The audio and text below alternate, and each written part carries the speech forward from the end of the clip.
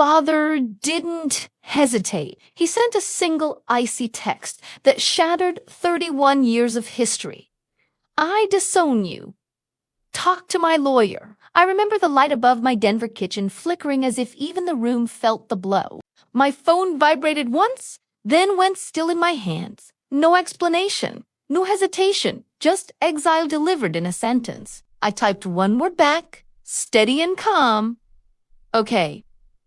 I didn't cry. I didn't beg. Instead, I placed the phone on the counter, opened my laptop, and made one quiet decision. A decision that would destroy every lie they'd built. I've always believed kitchens hold the truth of a home. The one I grew up in back in Glendale always smelled like burnt coffee and stress. My father, Harold, liked things controlled: lights, dim voices, low emotions, silent. My stepmother, Marilyn, preferred everything spotless on the surface, while a quiet tension simmered underneath. And Evan, my older brother, walked through that house like he owned every square inch of it.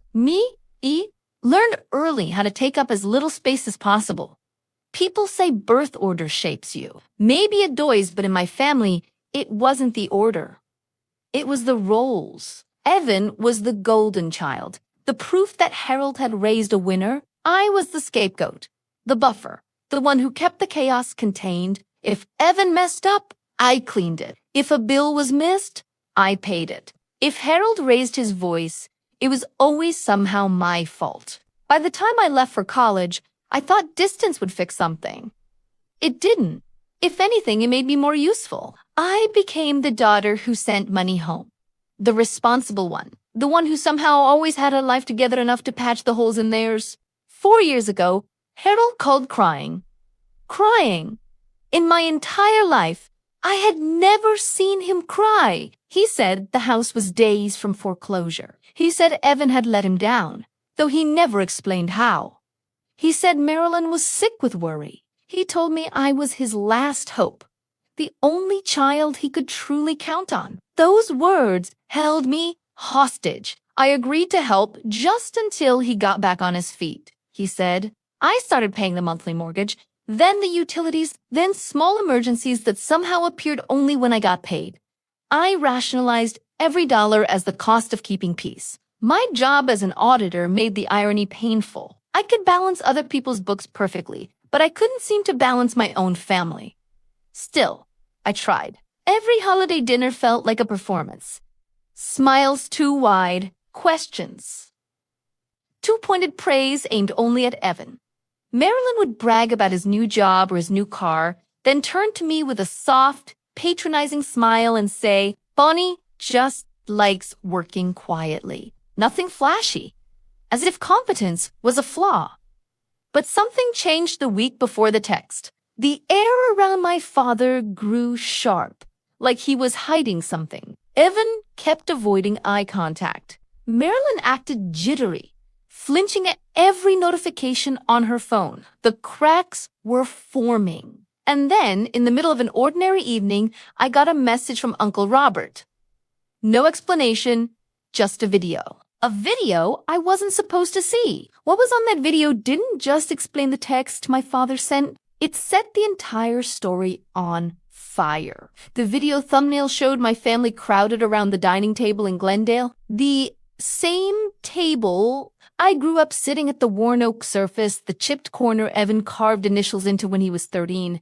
I felt a strange pull in my chest before I even pressed play. The screen shook slightly. Uncle Robert must have been holding his phone, casually recording without much care. The room was too bright. Marilyn's overhead chandelier casting a harsh white glow across everyone's faces. They all looked relaxed, happy, comfortable in the way people are when they believe they're among their own. I hit play. Harold's voice came first, low growly, and unmistakably pleased with himself. She's not a daughter, he said. She's a walking ATM. The room erupted in laughter. Hail laughter, the kind that fills a home when people share a private joke. I froze. Marilyn leaned forward, shaking her head like she was scolding someone, but her smile was wide. Harold, stop! she said through laughter. That girl works too hard for her own good. Let her feel useful, Evan chimed in, his tone light, almost bored. Honestly, Dad, she's pathetic. You should hear how she talks at work, always trying to justify why she sends you money. It's embarrassing. The laughter swelled again. Robert snorted behind the camera. My stomach twisted, but the audio kept going, pulling me deeper into a truth I had spent years ignoring. Harold lifted his beer toward the camera like he was toasting the person filming. To my personal ATM, he said, "Long may she pay." Someone clinked at a glass. Someone else whispered. Someone said, "Cheers." I didn't realize my hand had gone numb until the phone nearly slipped from my fingers.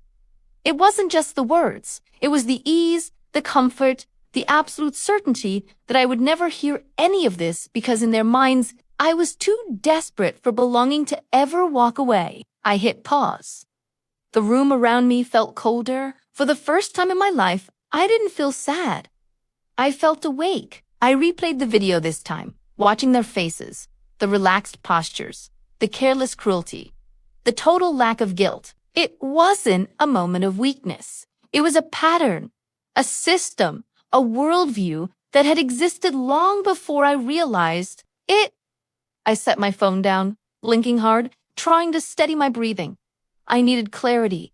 I needed air. I stepped out onto my apartment balcony. Denver's fall air was sharp against my skin, cold enough to sting. The city lights flickered like distant warnings. I leaned against the railing, the metal freezing beneath my palms, and let the truth settle in. Everything suddenly made sense. The strange tone Harold had recently taken with me, the guilt-laced comments from Marilyn, the way Evan kept inventing new emergencies I had to pay for. They weren't struggling.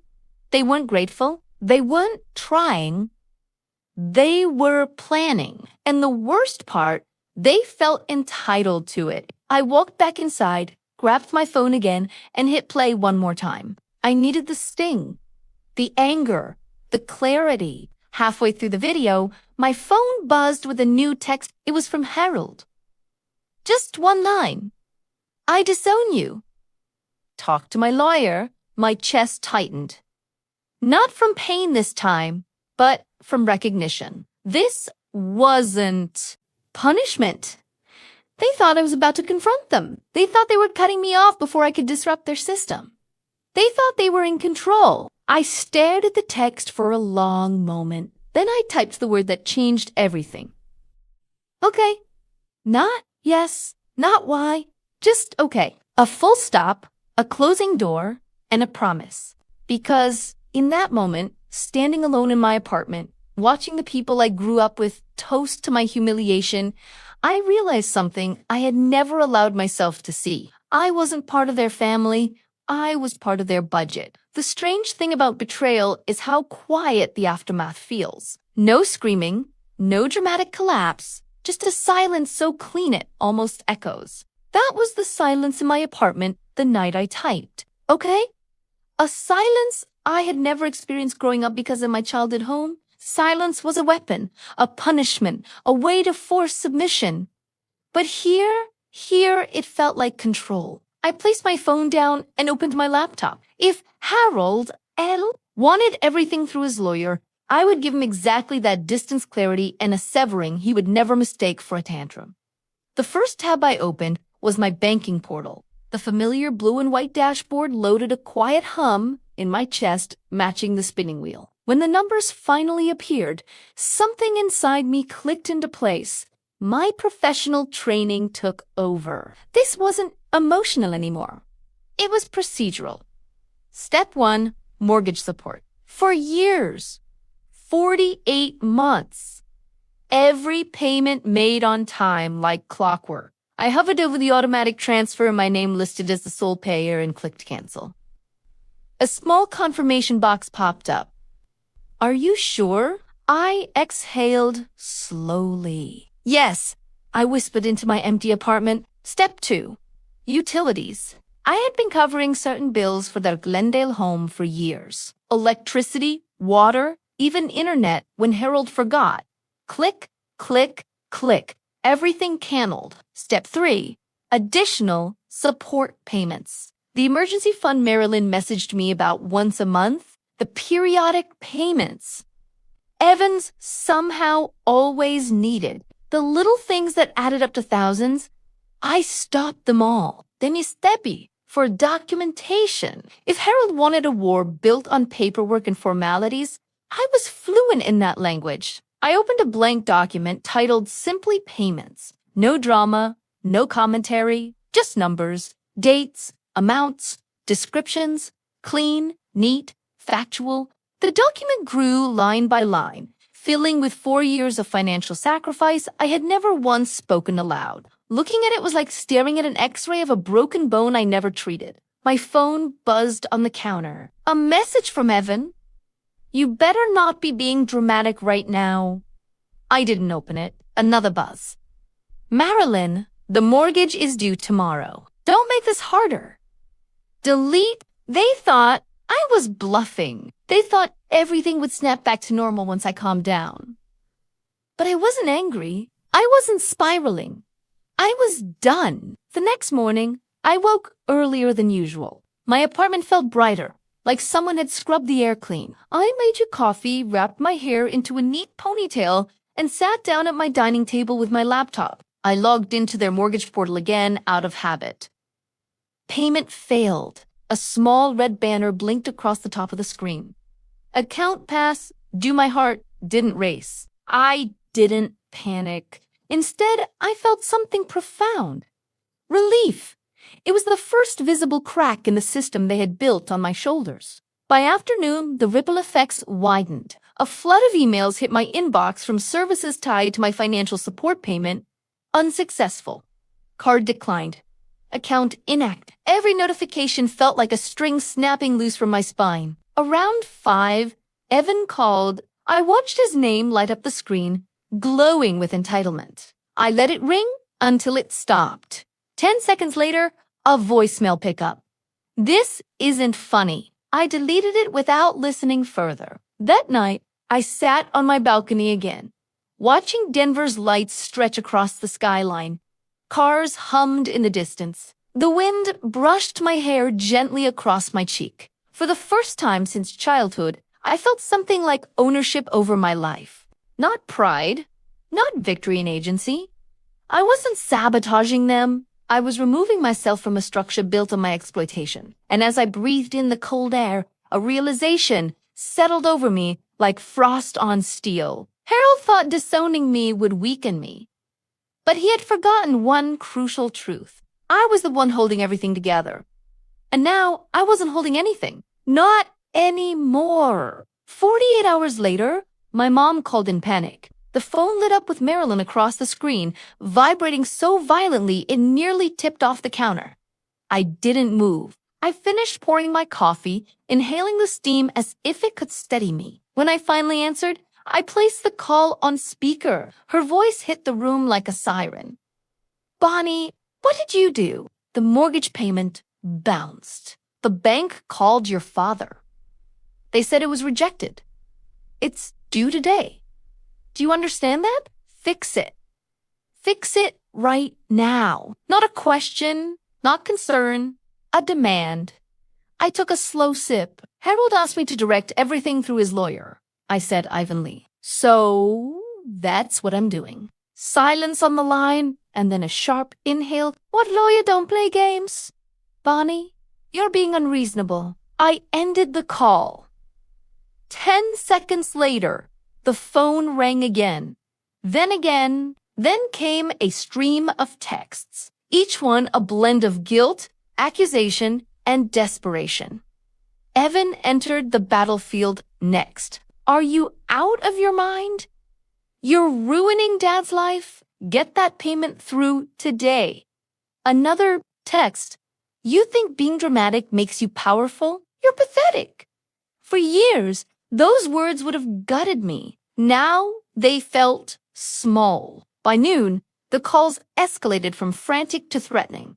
Marilyn claimed they would take legal action. Evan said I'd be cut off forever. Harold sent nothing.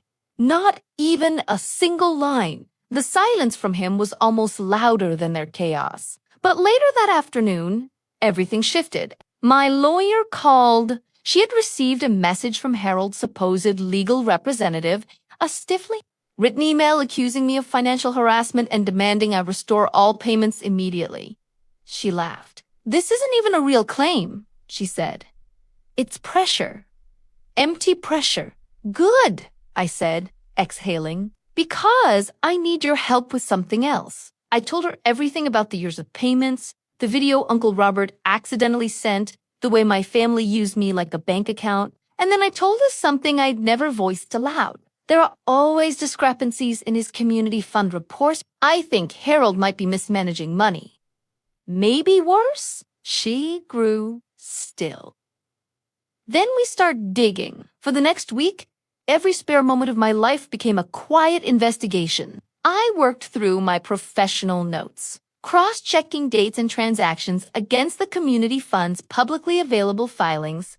The more we compared, the more cracks appeared. My lawyer connected with contacts she trusted, and soon the pattern was undeniable.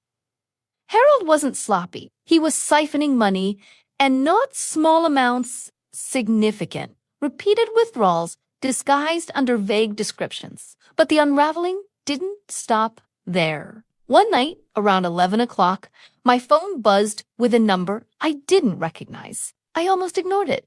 Something told me not to. A soft, trembling voice whispered into my ear. Bonnie, it's Mia, my cousin. She sounded like she was hiding in a closet. I saw the video, she said, and I need to tell you what happened to me. My breath caught. She told me everything. How Harold once cornered her when she was 17. How she screamed. How Lorraine dismissed it as a misunderstanding.